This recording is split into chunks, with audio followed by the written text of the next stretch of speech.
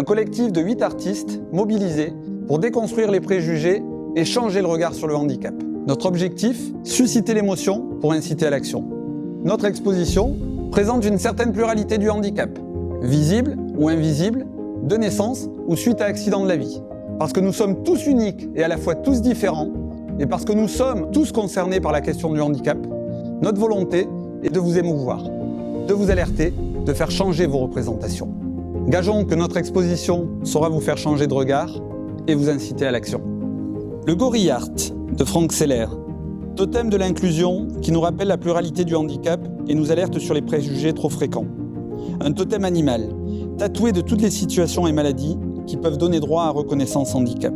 Un gorille, une créature avant tout pacifiste, un être conscient de ses congénères et de sa responsabilité à soutenir chaque membre de sa communauté. Ensemble, de d'Isabeau, où l'importance de laisser les tabous à la porte de l'entreprise.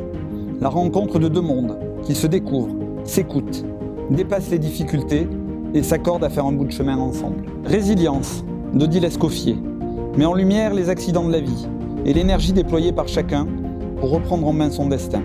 Pas à pas, morceau par morceau, malgré l'adversité, arriver à se reconstruire, en sortie plus fort que jamais, plus apte à affronter la vie. V. Modesta, de Patrick Granier, quand la différence est magnifiée et revendiquée. À l'effigie de Victoria Modesta, performeuse et chanteuse britannique, qui fut l'été dernier meneuse de revue du Crazy Horse. La faiblesse apparente se métamorphose en force et atout. Le handicap n'empêche pas le talent.